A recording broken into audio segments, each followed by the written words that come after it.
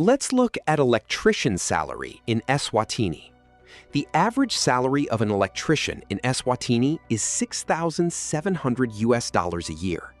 That is average annual gross salary, but after tax, you bring home $5,700. This means your take-home pay adds up to roughly $475 a month. You will make more in big urban centers, so an electrician's salary in Manzini reaches $6,800 after tax. While wages outside Manzini drop below this level, lower living costs usually balance out that difference. Starting out as a beginner means earning well below the average electrician pay, but your income goes up quickly once you gain basic experience. On top of that, an entry-level worker might hit a wall unless they take on supervisory duties. While you can enter the trade through practical training, getting a university degree really boosts your career prospects. A higher degree helps you move into better roles, such as electrical project manager or systems inspector.